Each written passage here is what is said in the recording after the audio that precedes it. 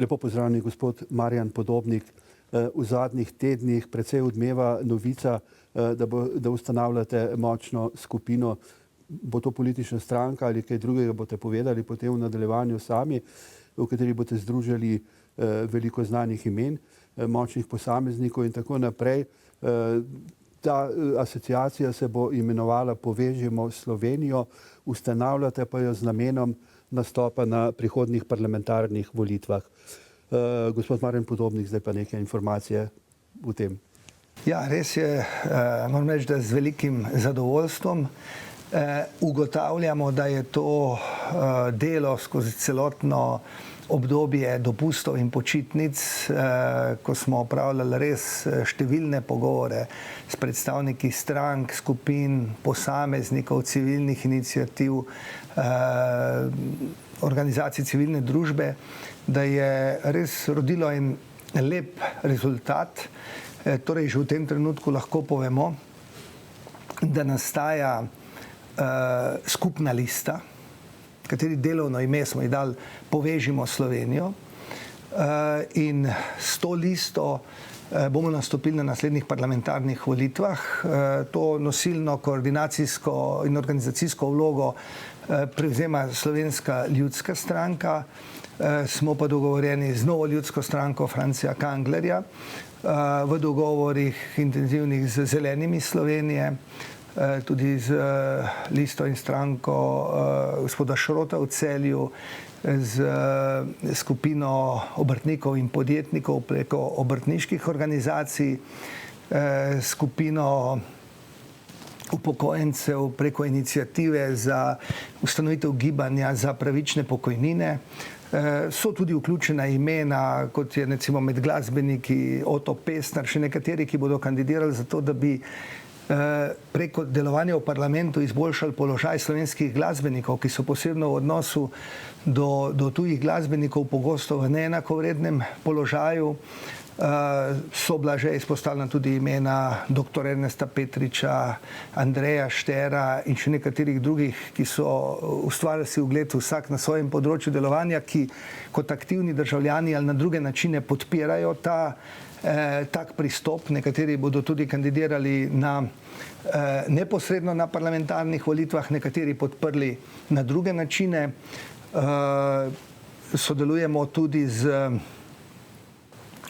skupino, vi veste, da imamo sami kot Slovenska ljudska stranka 42 županov v svojem krogu. Poleg tega se je pa veliko tudi drugih županov odloča, da bi kandidiralo na taki povezovalni listi s ciljem, da z močno ekipo županov, ki bi bili izvoljeni v državni zbor, da se v času, ko žal ne uspemo in ne uspemo v Sloveniji vzpostaviti regij kot druge stopne lokalne samouprave, da bi z večjo prisotnostjo močnih županov v parlamentu že sedaj, ko ni možnosti, da bi župani lahko bili hkrati tudi poslanci, da bi preko tega, preko njihove izvolitve v parlament bil ta glas z lokalne skupnosti bolj močan.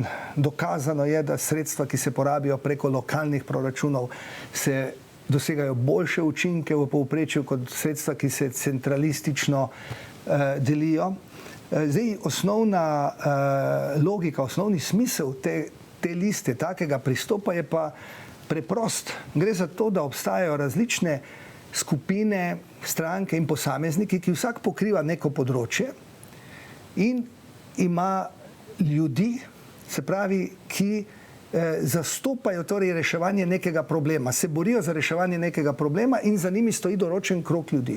Če grem kar po vrsti, recimo Slovenska ljudska stranka je znana, da se posebej izpostavlja za vprašanje podeželja, kmetijstva, kmetov, kmetic, kmečkih družin. In 2 mandata nas ni bilo v slovenskem parlamentu in se kaže, da je to slabo za slovensko podeželje. Prav tako je slabo, da ni Zelenih Slovenije, da bi bila ta okoljevarstvena nota na ustrezen način prisotna. S tem, ko ni recimo predstavnikov obrtnikov, podjetnikov in tudi tistih, ki so se pripravljeni boriti za svoj stan, za ustreznejše pogoje za delovanje, je ta segment premalo upoštevan. Mimogrede, v dogovarjanju smo z obrtniškimi organizacijami, da bomo v prihodnji vladi oblikovali Ministrstvo za malo gospodarstvo, ki je bilo prav v času močne Slovenske ljudske stranke leta 1996-2000 samostojno ministrstvo za malo gospodarstvo in turizem. Kajti dejstvo je, da malo gospodarstvo in velika podjetja so sicer eno in drugo gospodarstvo, je pa velika razlika v delovanju, v načinu in prav obrtniki in podjetniki so temelj slovenskega gospodarskega razvoja in se mi zdi, da je pomembno, da jim ponovno damo ta samostojen status, morda preko tega, da ponovno združimo, ne vem, kmetijstvo in okolje, da ne povečujemo absolutnega števila ministrstev, da pa je ta segment ustrezno zastopan. Jaz sem vesel, da praktično vsakodnevno prihajajo novi ljudje, sami kličejo skupine, civilne iniciative in ne dvomim v odličen uspeh. Gospod Podobnik, zdaj, če vas prav razumem, kaj veliko prostora za politiko ne bo v tej vaši listi? Veste, koga bo? Ne bo veliko prostora in to bo na nek način prednost te liste. Njen osnovni skupni imenovalec, skupni program, jaz imenujem z besedami, da skupni program, najmanjši skupni imenovalec je vsebina Ustave Republike Slovenije in zdrava kmečka pamet. Vse ostalo pa bo vsaka stranka, skupina, posameznik peljal svoje aktivnosti na svoj način. Ta dva temelja bomo pa imeli in verjamem, da lahko ob močnih dveh polih, ki jih imamo zdaj v Sloveniji, ki sta tudi izrazito močno med seboj v napetosti, da je pomembno, da oblikujemo še močan tretjo ponudbo, močno tretjo ponudbo, katere temeljno sporočilo je pa povezovalnost, torej sodelovanje. Povežimo Slovenijo, dajmo možnost ljudem, tudi kot aktivnim državljanom, če je nekdo uspel kot mlad izobražen nekje v tujini, ali podjetnik, ali znanstvenik, ali kakorkoli, da se mu ni treba najprej vključiti v neko stranko, potem tam narediti neko kariero, da bi lahko nekoč kandidiral za parlament in potem za vlado, ampak lahko preko take skupne liste dejansko neposredno vstopi tudi na mesto odločanja v parlamentu in kasneje v vladi. To se pravi, boste nekje na sredini, ne? In boste amortizirali vse tenzije z leve in desne. Oziroma boste skušali. Tako, skušali, seveda vemo, da tenzije veliko. Tudi poudarjam, mi ne idealiziramo točke sredine. Sredina je samo točka. Se pravi, definitivno pa v tej skupini strank, skupini posameznikov bodo tako desno-sredinske in sredinske stranke, skupine posamezniki, kot tudi levo-sredinske. Naprimer, Zeleni Slovenije z dr. Pretnarjem kot izpostavljenim kandidatom Zelenih Slovenije na evropskih volitvah, on zastopa izrazito levo-sredinska stališča. Se pravi, zavestno iščemo možnost, da lahko nastopijo vse stranke, skupine in posamezniki, ki imajo ta osnovni skupni imenovalec, se pravi, da z nekimi ideološkimi radikalnostmi ali drugimi stališči ne predstavljajo izključevalen odnos do drugih. Zdaj pa, če malo špekulirava, kakšen domet napovedujete, ne? Ker zdaj verjetno nek utrip ste zaznali, ne? Že pri samem ustanavljanju organizacij, pogovorih, razgovorih in tako naprej. Ne? Kaj tako na tiho seveda predvidevate?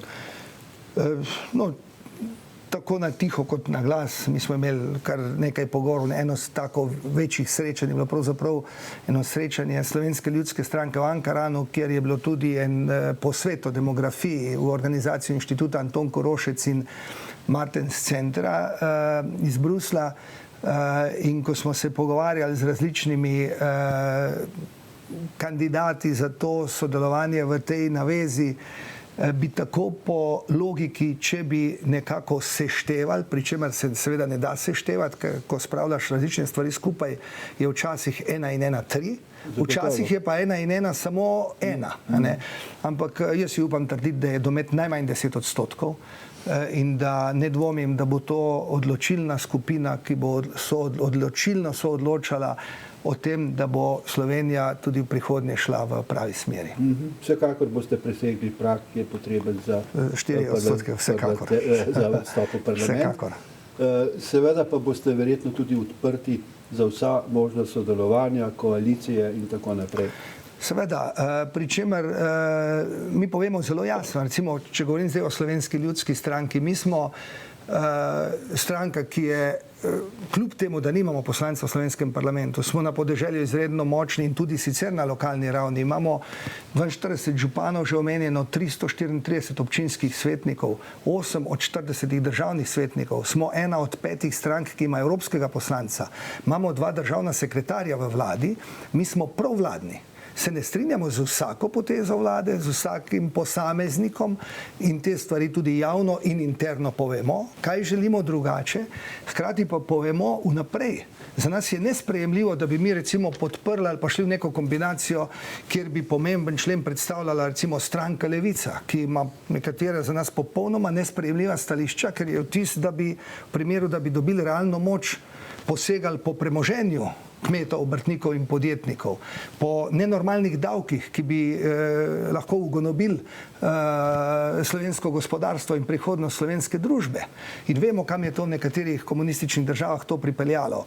Torej, mi želimo predvsem okrepiti tisti povezovalni del Slovenije, ki po eni strani ni vključen v ta 2 ključna bloka, po drugi strani je razdeljen na različne manjše stranke, skupine ali pa delujejo kot posamezniki in s to platformo omogočamo, da lahko te različne skupine, različne ideje, različni poudarki pridejo tudi do in preko parlamentarnega praga. Seveda je pa edini smiselni način povezovanja. Seveda.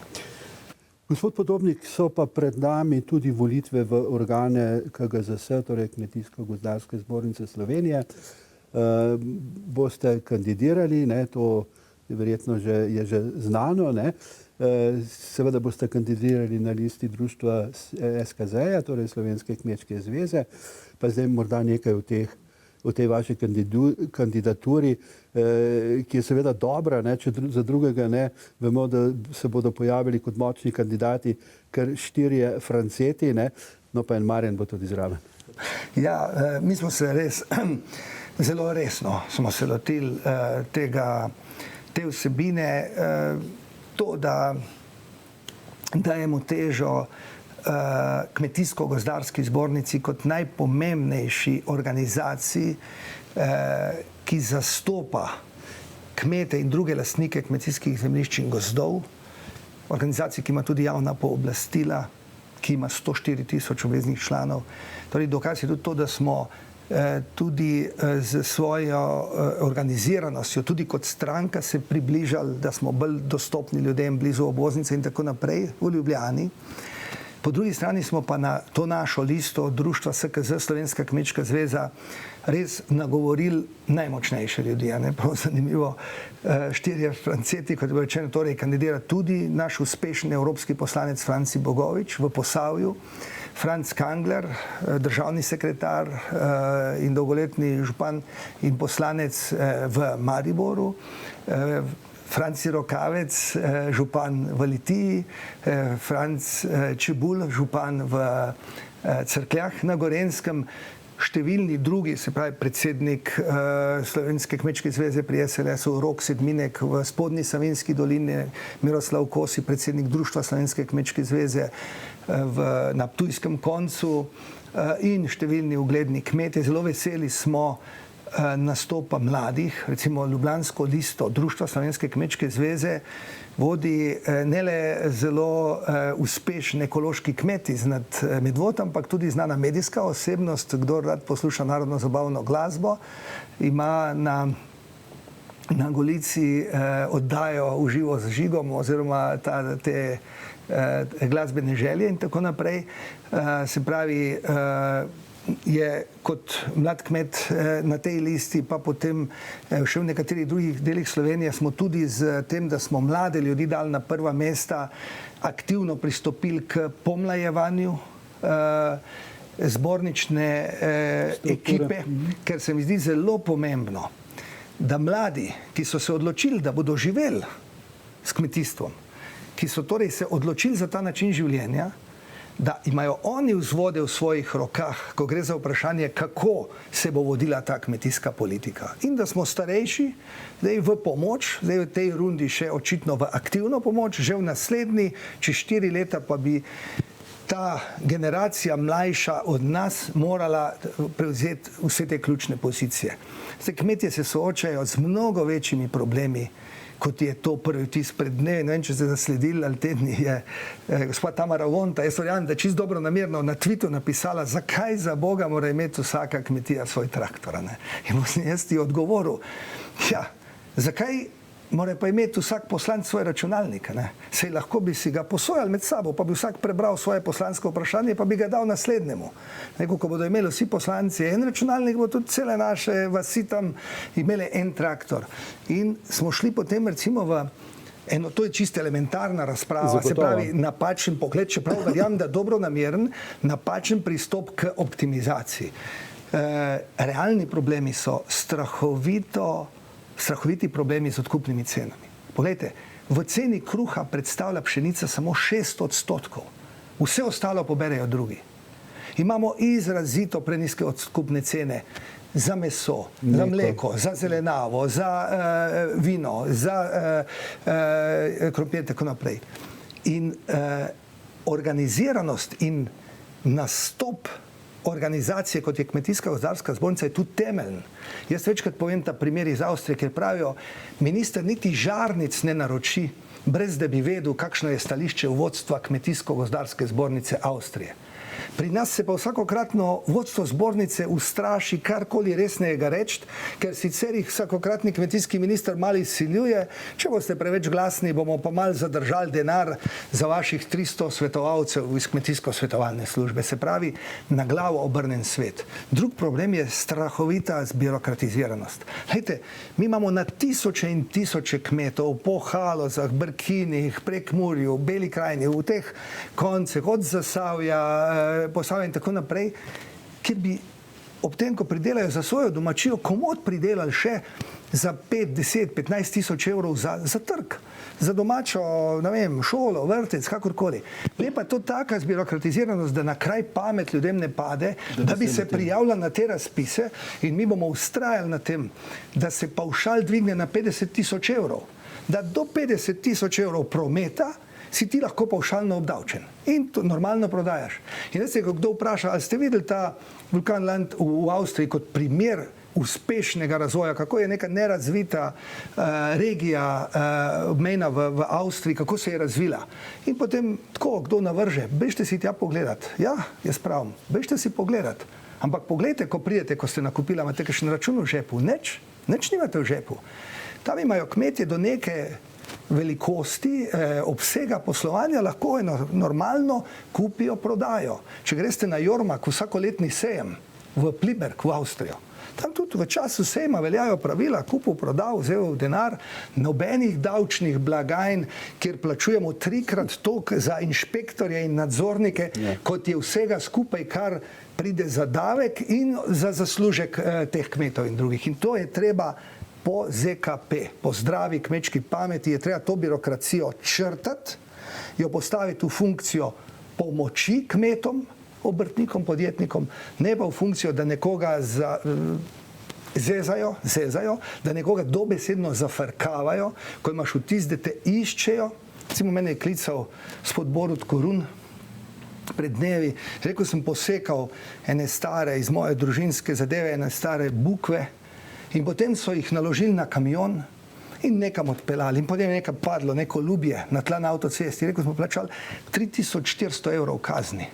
Več kot je bilo vredno vse to, rekel, ne trdim, narobe je bilo, če bi mogli podrsati dol to lubje, pa to umazanijo. Ampak naj bo primerljiva kazen, ne pa da te hoče dobesedno uničiti z eno kaznijo. In tako se je dogajalo, ko je ena kmetica tam prodala neko solato, je plačala, ne vem, kazni koliko 1000 evrov, ker ni imela ustreznih dovoljenj. Hkrati pa gledamo tukaj, kako operejo milijardo evrov iranskega denarja, kako stotine milijonov grejo za to zdravniško mafijo in tako naprej, namesto da bi imeli tukaj tiste organe nadzora, kjer bi res morali trdo prijeti, ker tam se nabira denar za to, da bi lahko bilo za vse potrebe, ki so potrebne, dovolj.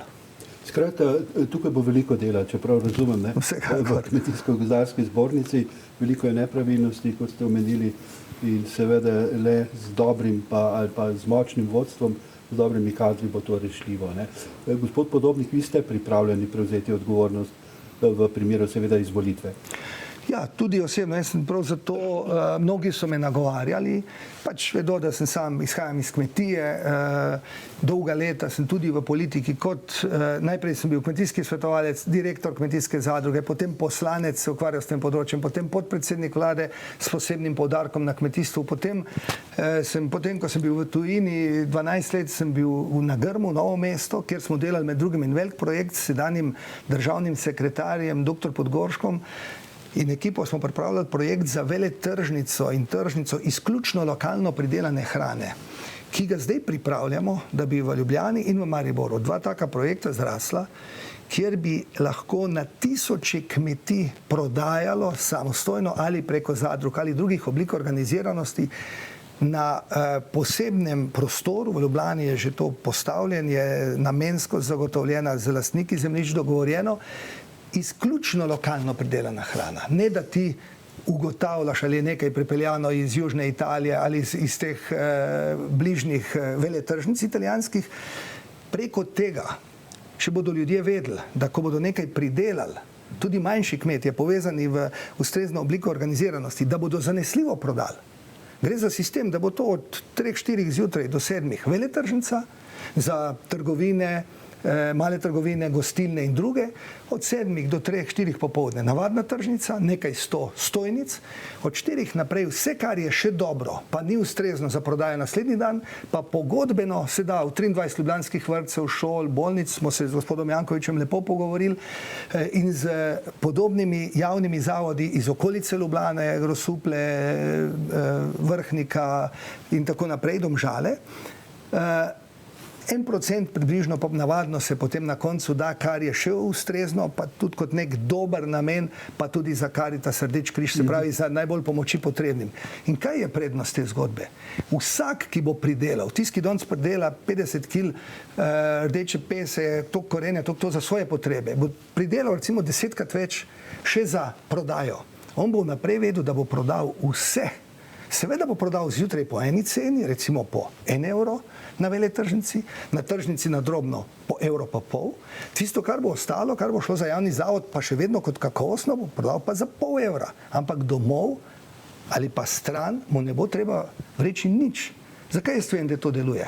Mi smo hodili po Belgiji, Nizozemskem, po drugih državah, kjer so na tisoče ton zelenjave, sadja in drugega preko njihove borze za sadje in zelenjavo na ta način dnevno na tisoče ton spravili do potrošnikov. In na koncu vsak dan pometli ogromno parkirišče, brez da bi ostal 1 kilogram. In jaz verjamem, da je to pot, da zaživi podeželje, da vsak, ki je pripravljen delati, bo delal za svoje veselje, za to, da bo lahko plačal položnice, da bo vedel, da ga ne bo tam lovil nekdo, čakal nek inšpektor, ki bo gledal, ima 5 centimetrov previsok strop. Tem inšpektorjem in drugim uradnikom, ki delajo za to, da zafrkavajo ljudi, jih bo treba postaviti pred odgovornost. Ne gre sem za to, a ti nekaj ne delaš, tudi delaš narobe, tudi če ne delaš, če nisi v funkciji, da stvari lahko uspešno tečejo, potem je treba, morajo taki ljudje prevzeti odgovornost. Jaz sem prepričan, da veliko ljudi v državni upravi, v inšpekcijskih službah, v nadzornih službah dela dobro. Številne je pa treba dobesedno sankcionirati. In ena od prvih stvari, ko bomo prišli na zbornico, bomo to naredili. Rekli, poglejmo zdaj primere, kaj se dogaja, na kakšen način ti greš in tam nekoga dobesedno toliko časa mu iščeš, ko vidiš, da se trudi, kako bo otroke spravil v šolo, kako bo spravil skrb, da bo plačal položnice in jasno mu je tam ostala ena krpa umazana, ki jo ni uspel tam umakniti in zdaj bodo iskali 25 načinov, da ga oglobijo za 500 evrov, ki jih ne bo zaslužil 2 meseca s svojo dejavnostjo. In tu je treba preprosto, če tu ne bomo začeli delati po zdravi kmečki pameti, odgovorno, s pozitivnim pristopom, nimamo perspektive. In jaz sem optimist, da se res da ogromno narediti. Gospod Marjan Podobnik, vse tole, kar ste povedali, se sliši lepo in optimistično. Jaz seveda želim, da ta vaš projekt uspe v čim večji možni meri. Prepričan sem, da se še srečava in še kakšno rečeva na tole temo. Do takrat pa vam želim vse dobro in nasvidenje. Hvala lepa tudi vam. Srečno.